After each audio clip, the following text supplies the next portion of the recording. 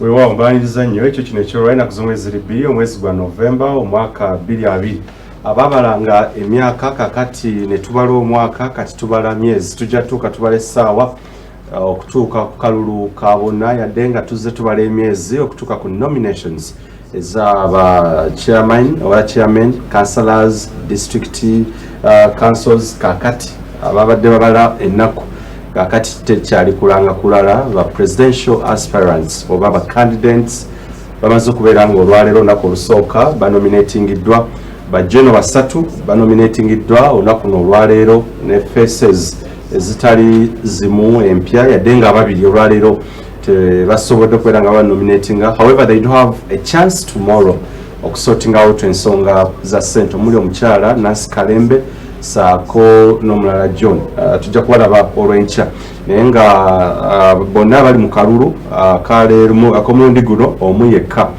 ye yakabeera mu kalulu okuva 1996 up to now retired but not tired. Dr. Kanukiza Besigye yagamba this time round I want to contest, so bonna baliko their new faces on the ballot tekuli n'omu yali yetabyeko mu kalulu okujjako tihabulwa. Tugenda kubenga tutunula ensongero okwongera okutegeera bano kiki kye balina okugamba bannayuganda oba kiki kye babasuubiza ensangi zino waliwo ekigambo ekyo nti tolina kipya kyotugamba twagala tumanye omusajja wa securing your future alina ekipya manifesto agironkinze leero waliwo wa country first or putting country first before self. It's like that nzikiriza musajja General Greg Mugisha muntu oyera naye olwaleero nominatingiddwa waliwo Patrick Oboy Amuriat, the village boy or the village man naye onako olw'enkya latumulindirira okulaba waliwo owa of course a renewed Uganda Henry Norman Tumukunde naye olunaku lwa leero anominatingiddwa abalala bangi nnyo okuli ne Tim Habulwa owa Securing Your Future. Enkya eni Uganda at 10 AM Robert Kyagulanyi Centam Bobi Wine nagenda kubeera nga nominatingibwa. Abalala bangi nnyo okuli Joseph Chiza Kableta okuli abalala nga Patrick Oboy Amuriat Engineer n'abalala bangi naye ekibuuzo ekikulu bano bagenda kubeera nga bakola ki biki bagenda okukola mu studios negatiddwako abantu ab'enjuyi ezitali zimu from Alliance for National Transformation, National Resistance Movement ne Forum for Democratic Change and for matters of clarity aba NUP Mayor Serunjoji those are debate ajeswami takwata masimu gange naye atera nnyo okubuzaabuza oyo that is the fact sagala kugamba nti this is the 5th time nga muyita abekawempe Mayor Serunjoji ne NUP tabakiikiridde aba DP. I had one issue with my producer nti baagala tubaite ku panel yenkya after nomination ya of course ya secretary ya DP president Norbert Mao. So kati change ebaddewo nimanya kufuna naba NUP otegeera what lies ahead. Kakati kanatandike briefly bakulu mulomse ku babalaba kanatandike omukulu serious Wilberforce tutambule bwe tuti namusa kuwakula basebo so mwami wamala njagala okutwala omukisa guno okwebaza okumpita ateera ku radio ku TV yaffe eno okubaako bitesi z'eggwanga nga bulijjo njagala okulamusa bannayuganda abatuwuliriza abatuwagidde okutuuka we tutuuse olwaleero okubeera nti tusobodde n'okuwandiisa candidate waffe General Gregory Mugisha muntu okwetaba mu lwokaano olw'okuvuganya ku bwa president. Njagala okwaniriza bannantebe abampuliriza olwaleero abateze balamusizaako nnyo mwenna mukama yeebale kubankuumira sebo weebale tuwa mukisa. Nkwenza nnyo kakala kakunyumiridde ddala ndowooza putting country before self tujja kubeera nga tukinyonyola through the bulb saako ne kaleeri musajja wa National Resistance Movement kala wazisuulira ddala Najibu Kakinda Mali singa zaali kala DP bloke badde yambala green assist ono otulira mutunule n'omanya mukulu wa Lidi Lubega n'omanya nti FDC oli flag bearer mulamba wa East ebyekibiina njogera byogere sibifaanana bufaanana bamusa kuba kulaba sebo mukulu wamala n'abalabi ba Delta TV okusookera ddala neyanza okusinkana baganda bange bano Kakinda Mali Najibu gemanya Busiro East Constituency ngenda kubiisana ne kali amaggwa era wenjogerera twamaze dda okumugonzagonza mutakyali kali amaggwa kati alabika alya mandazi na migaati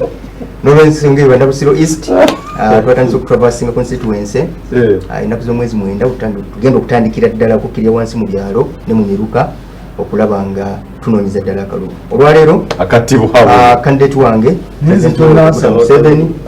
tahabulwa amaze okunominatinga era credentials ze babuuza mukadde wange muto wange owa saidi eri kitegerekese nti ye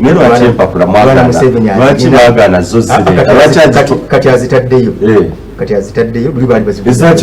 bazitulaga lyalidde mberi okuwaayo oba obutawaayo akakiiko kazitulaga olwaleero netahabulwa amaze okuziteekayo yenna azeetaaga gende kakikulage omuvunaana ki ndi munnauganda omubuusabuusa abadde akukulembera emyaka kukalakasa emyaka 35 era okyabuuza mpapula walidi namusa kuba kulaba abatulaba ku TV yaffe Nganzi Delta mbalamusizaako nate nembakulisaayo ku mirimu gye mutuusizaako engalo mpozi era n'enjozaayoza bakandesi bajenerali abasatu abeewandiisiza olwaleero kiri coincident bonna bajeno ate era mpozi neneebaza banna FDC olwaleero ebadde beehive of activity ekitebe kyaffe najja nankumbi nga tukola bonna buli okulaba nga twetegekera embaga era olwaleero kasiki wenviriddeyo nga abantu bataddeko n'embeera ey'enjawulo kubanga kasiki nga beetegekera embaga y'omugole waffe Engineer Patrick Amuriat Oboy era olunaku lw'enkya okutandika ssaawa emu geeti zaffe najja nankumbi zijja kuba nzigule nga twaniriza abawagizi baffe bonna bamembers baffe abakulembeze baffe n'abatwagaliza ebirungi okujja najja nankumbi nga tusabira omugole waffe nga tunagenda muwandiisa tusoose okutegekawo okusaba okuli ecumenicals kugatta enzikirizaganya zonna era nga tujja kubeeramu n'abasiraamu tujja kubaamu n'abakristaayo abakatuliki abalokole bonna nga bamusabira abakulembeze bayitiddwa omukolo gutegekeddwa bulungi nnyo awo olamusa ku bantu wali kuwa programu awadde programu ya kandidati we n'oli awadde programu olamusawaera mwenkanya obutanzikiriza kusoosowaza kyange so programu ejja kuba etambula bulungi tujja kuba ne speeches 2 speech esooka speech esooka ejja kubeera ya candidate omugole Engineer Patrick Amuriat Oboy speech eyokubiri ejja kuba ey'omukulembeze waffe owa revolution ow'ekitiibwa ennyo retired Colonel Dr. Kiza Besigye agenda okusumika akole omukolo omulungi ennyo ogw'okubeera nti alaga omukulembeze waffe owa plan A mu swago gye tugendamu nga ye Engineer Patrick Amuriat Oboy era bwe tunaamaliriza omukolo ogwo ng'omwogezi ajja kubeera Honorable Ibrahim Ssemujjunganda tujja kutambula nga tuwerekera kandidati waffe nga tuwolekera Kyambogo gyagenda okwewandiisa nga presidential candidate era nkubiriza abawagizi baffe bonna bajje nga bambadde bbulu obufulaano tulaga amaanyi tulaga omukwano omukolo waffe omupya musumikire abadde ngenda okumuyita engineer naye yewalid mulindwa Lubega of course wa kibiina kya Forum for Democratic kasuka tukole ku nsemi ntono nnyo tukomeye tukakase yes akasiki kabadde kalwalero waliwo abeewaana nti enkyambaga naye yetibwa habulwa abagamba ekidaala kiyinza okubeera nga kijja mu maaso awo agenda bakuba empeta mujja kubeera nga mugiwulira katukomewo tutandikirawo wewa nkwaniza nyo bitundu kino ekyokubiri officially mu studios ndino FDC Waidi Mulindwa Lubega Najib Kakenda Male flag bearer wa National Resistance Movement Busiro East agenda kwatira bendera agamba akali amago agenda yakanafuiza kati kali amandazi ebigambo ebyo wetunatuukira nga 15 16 January kasukali ojja kubaida okatabuliranga okankana obanga bakutabulira butabulire n'omusajja wa Alliance for National Transformation mukulu Serious Wilberforce yayogerera ekibiina kya ANT ne katandikire omusajja ono yogerera ekibiina kya Gen ekya Alliance for National Transformation olero mukulu Serious muze musuubiza bannayuganda ebintu bingi through General Mugisha Muntu n'ekibiina kyonna putting a country before self bintu bingi bye muze musuubiza munagani yandagadde okumanya yes nominations ziwe olwaleero kikakasiddwa kakati ku bawo tumugenzeeko ndowooza bulijjo gino kyayeyanira kinene. Kale kisookera ddala twagala okwebaza bannayuganda era n'okubategeeza nti candidate waffe wa ANT Alliance for National Transformation olwaleero tumaze okumuwandiisa era ndowooza ennaku z'omwezi nga 9 tugenda kutandika campaign eri official okunnyonnyola abantu. Ndowooza ekibuuzo ky'obuuzizza bye tubadde twogera oba bye bimu bye tugenda okusigala nga twogera. Kale okujjukizaako bannayuganda ebintu ebituleeta nga ANT bintu bya mirundi nga ebiri. Oyinza n'okigattira awamu. Tekisooka tugamba nti okukyusa obukulembeze bw'eggwanga mu ndowooza yaffe nsonga yakubiri. Kubanga ne bwe bukyuka enkya si kyekipya ennyo ekiriba kibaddewo. Kuba si bwe busoose okubeerawo. Era obukulembeze obuliwo ndowooza bwa 8 oba 9 okuva lwe twafuna independence. N'olwekyo okukyusa obukyusa omukulembeze eyo nsonga yandibadde yakubiri.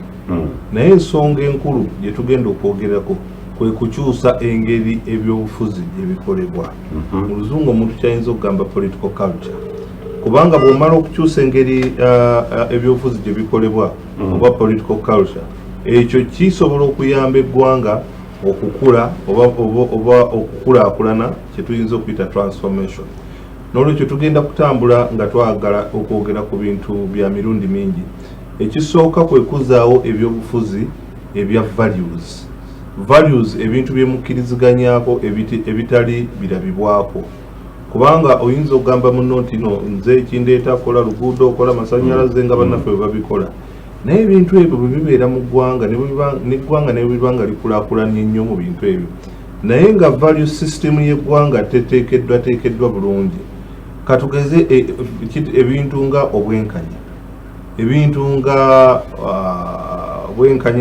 ebintu nga okubeera abalambulukufu, accountability, ebintu nga discipline, ebintu ebifaanana bwe bityo,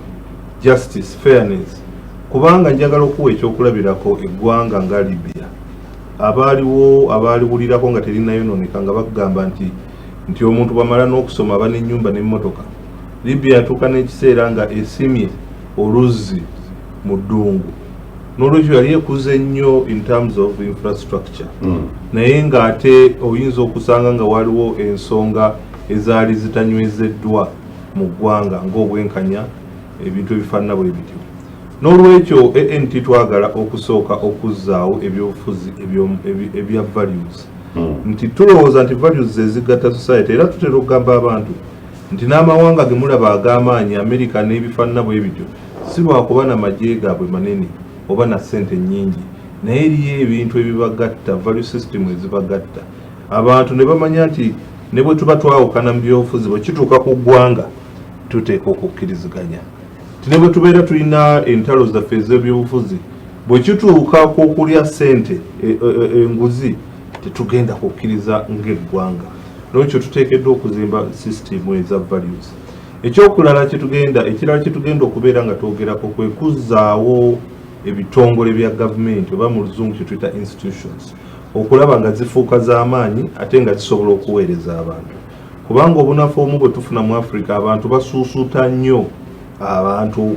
sekinnoomu, individuals. Era ogenda n'owulira entalo ku byalo oba kuzimba borehole oba toilet, buli omu n'aga nti njagala President Museveni ajja atuyambe, ajja atuzimbire ku borehole. Era musebo ennaku zino kyangu nnyo okufuna President Museveni ku mukolo gwonna kubanga era ajja. N'olwekyo n'osanga abantu ng'essuubi lyabwe ery'okufuna batunuulira bakulembeze, so nga ate twetaaga okuzzaawo ebitongole ebya gavumenti nga byo byennyini bye bisobola okulabirira abantu. Bw'oba ogenda mu ddwaliro kikwetaagisa kugenda wa kansala oba RDC kukuwa kakiiti gw'okusobola okufuna obuyambi mu ddwaliro, oba okufuna ekifo mu ssomero tekikwetaaga kugenda mu State House kufuna kakiiti kuva mu State House okusoma. Wateeka okubaawo institutions mu ggwanga zitandike okufunctioningira ddala okubeera nga zikola nga ziweereza abantu. Ebyo bye bimu naye ebirala bingi bye tugenda okwogerako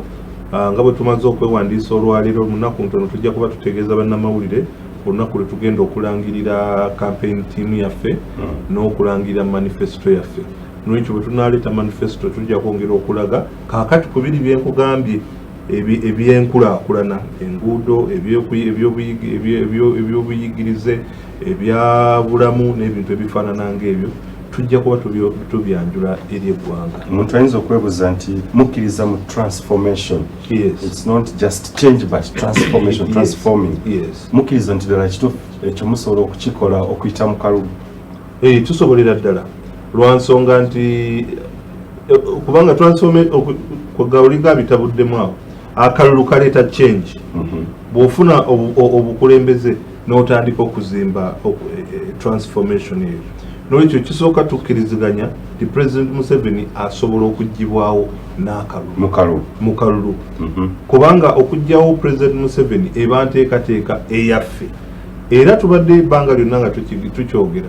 nti bw'obeera ogenda mu lutalo olw'ebyobufuzi ne President Museveni oteekeddwa okutegeera sisitimu ye bw'efaanana. Ffe abamu ku ffe tukimanyi nti sisitimu ya President Museveni ne NRM mu Luganda ekigambo entrenched oba kigambo ki naye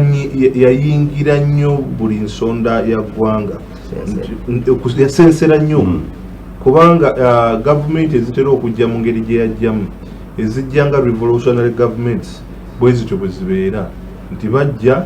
nga bakozesezza emundu ne bayingira buli nsonda. Obasanga mu kyaki, obasanga mu mirimu, obasanga ku byalo, obasanga ogenda mu Bank of Uganda oluusi ne baga nti abo tebakwatako abo ba security naye nga baana twasoma nabo bakola so ne babeera entrenched mu system. Kakati system eyo okugijjawo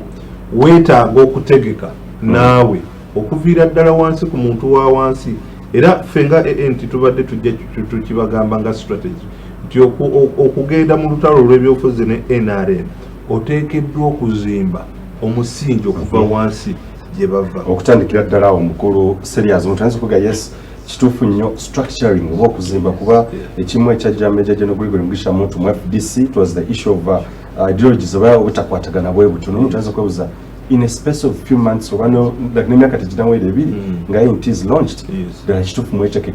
mwetegese ddala okwanganga National Resistance Movement ebadde for 35 years and still counting by the way if bagabe no bali settled bulungi nnyo okiza nti ebbanga limukoledde ekyo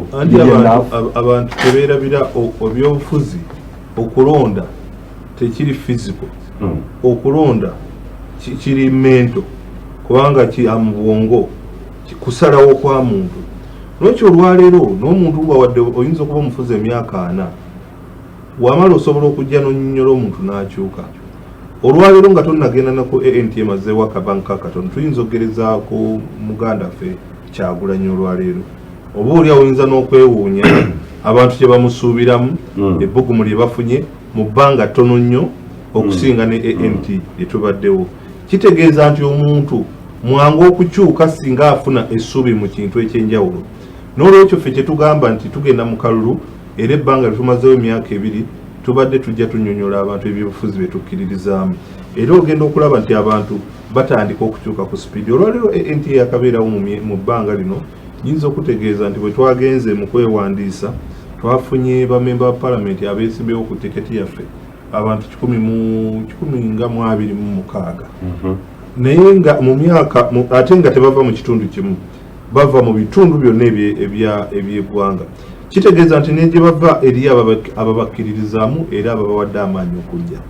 N'olwekyo obubaka ngeze n'emabega wali Dr. Besigye lwe yasooka okujja nga tannagenda namu nga ebibiina tebinadda n'ajjira mu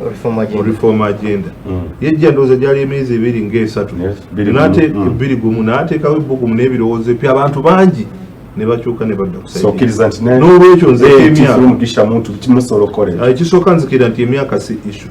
oli abaddewo bbanga ddene. Issue ebeera message ejja. Message esobola okujja oba omuntu asobola okujja abantu ne bamulabamu essuubi abantu basobola okukyuka. Era kyovola muzungu yayogera n'agamba nti a day is so long in politics. Mu lunaku lumu abantu basobola okukyukwa mangu nnyo. N'olwekyo ffe tetukyeraliikira nti abaddewo ebbanga ddene wabula tuli mu kukola nnyo okulaba nti tukkirira ddala wansi tunnyonnyola ebigambo. So okkiriza ddala kituufu nnyo nti ebbanga lye mbadde nayo lisobola oba tuusa ku buwanguzi? Lisobola kubanga ebbanga lye tubadde nalyo tusobodde okufuna obukulembeze mu district zonna eza Uganda. Kitegeeza tulinayo ba agenti baffe abatwogerera abatunoonyeza akalulu bannayuganda bwe bagenda ne batuwuliriza kyangu okusalawo mu bwangu mu kiseera ky'akalulu era osobola okwewuunya ng'eggwanga likyuse mu kaseera. Kujja ku kizibu ekisinga okutabanya opposition bwe naba nkomyewo wejja kutunulira how the man bwe bakwatamu akalulu kakumana kukola kutya tugenda kulaba amidst the new normal mu COVID-19 oba capacity mugina nga NUP like rather ANT okubatuusa ku buwanguzi obwa 2020 kunagi securing your future 2020 kyemwaleese sooka ombuli ekitegeeza ki tibuhabulwa okubeera nga akomyewo ku ballot for the 6th time running. Yes, okusookera ddala neegatta kuba naye NRM bonna okuba nti tuzaamu amaanyi n'okwongera okukunga ate n'okubakulisaayo mu nominations chairman waffe wa party ate flag bearer tahabulwa Museveni Yoweri erinnya lya mukama wuli tolimanyi whatever erinnya pya ebola bwanti naye nga tumukulisaayo okuba nti yamaliriza okunominatinga era tukakasa nti nga bwabadde atukolera ate nga naffe tukola omulimu gw'amaanyi wansi eyo ku ground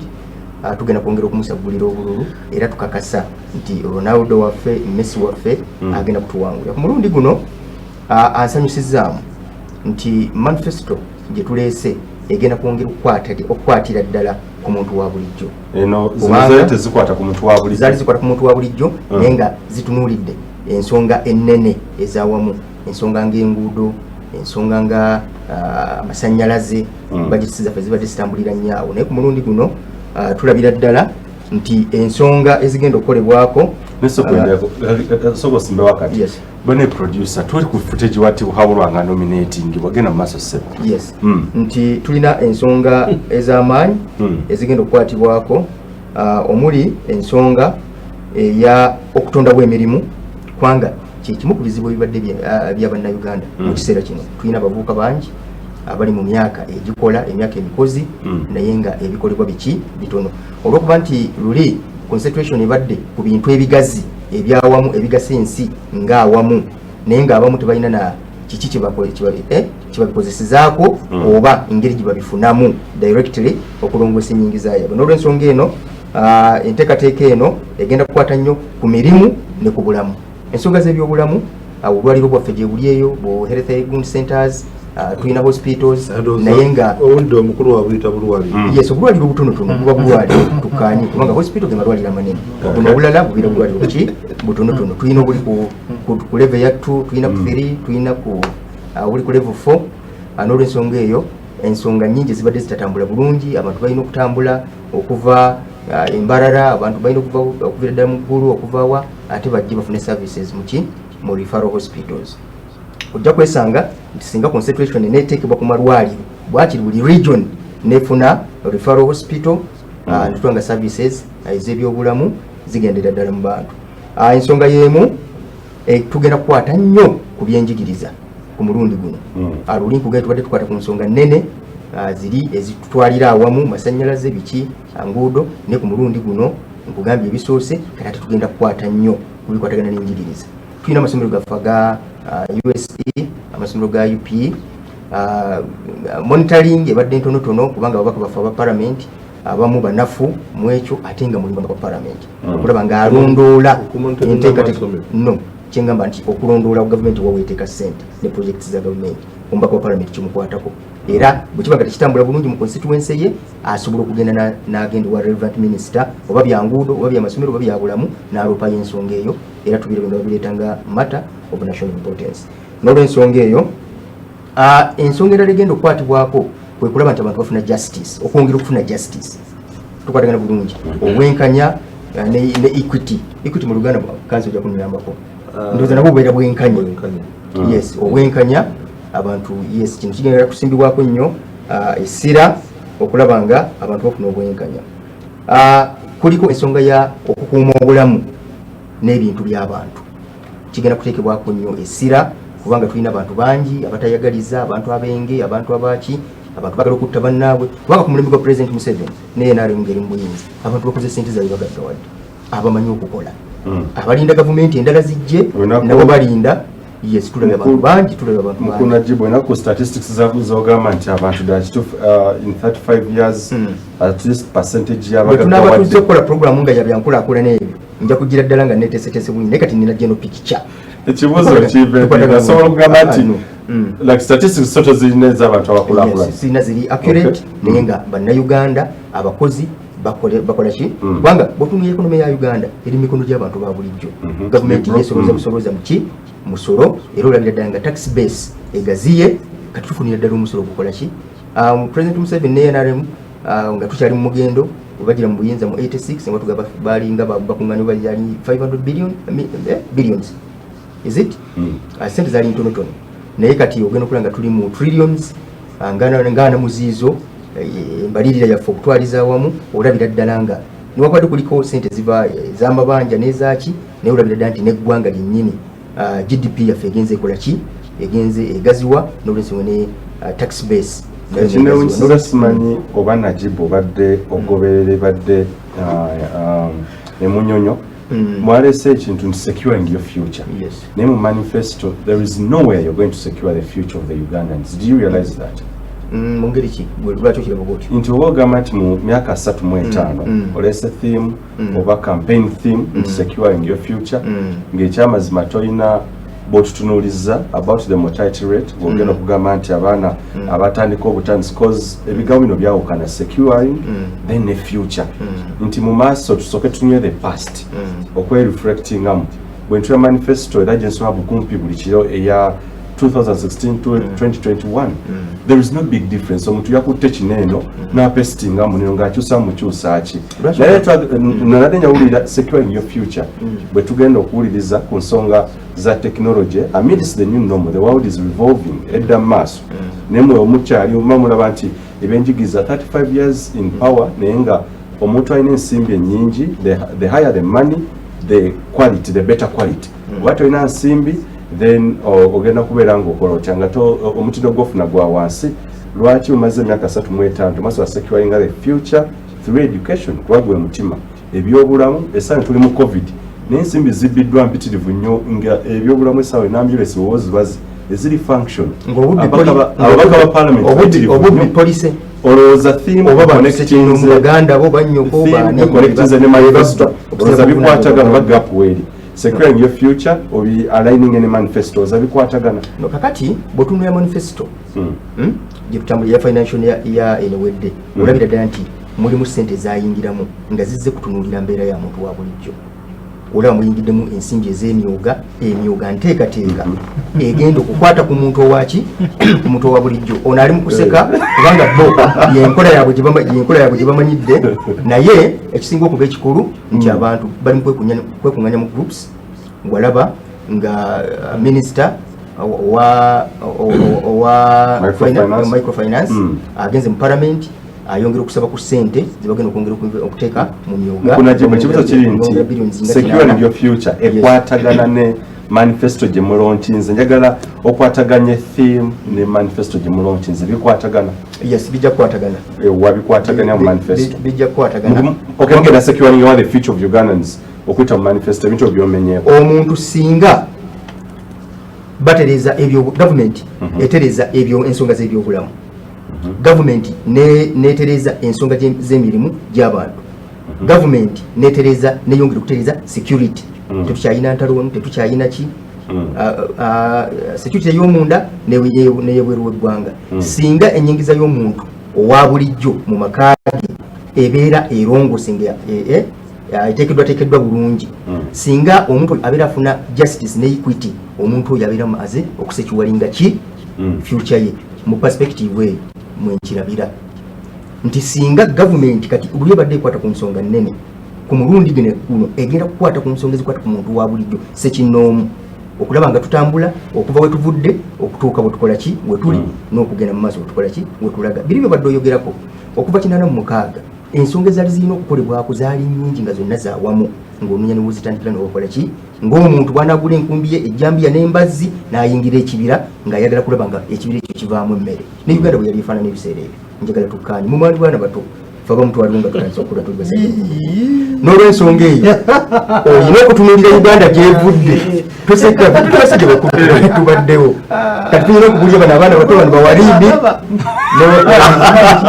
n'olwensonga eyo nti Uganda gyevudde nga bwe nkugambye ng'omusajja wakwata embazzi mu Sumeni biki n'ayingira ekibira naye ng'ayagala myezi 6 atandika okulya ku mayuni atandika nga ngenda mukumulako Najib Uganda bwetu bwe yali yes Najib bw'otuuka myaka 7 mu 6 7 ng'olina omuzukulu oba olina omwana ewaka twogera amazima oba okyasecuringa future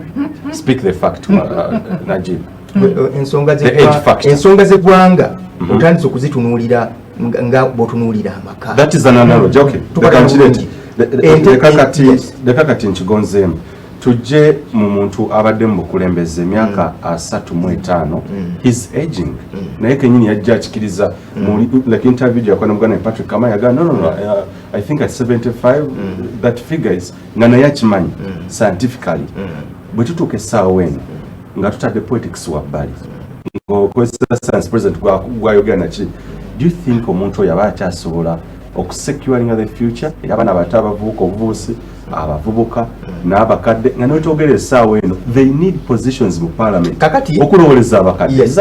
ekisinga okuba ekirungi nti obukulembeze bwa president Museveni n'obukulembeze bwa NRM butaddewo omuwaatwa okugoberera ssemateeka w'eggwanga okugoberera amateeka agafuga ebyokulonda okulonda kwa president okulonda kwa babaka ba parliament ne local government n'olwensonga eyo abantu bangi bagenda okujja abantu bangi bajjayo empapula okujja kwesimbawo abasinga balemereddwa okutuukiriza ebisaanyizo olwaleero nominations abantu bana banominatings si bwe kiri n'enkya tusuubira abaki abalala mu abo abantu abalemereddwa okunominati nga kinnumye nnyo nti kubanga abantu bali bagoba ekya age limit naye sokolindeko kasooka tukole ku nsimbi katono nyo tukobe mu kiro kino ekiddako ekyo kusaba musajja mubize ekibuzo kya securing the future ali mu bya domination awo wentandikira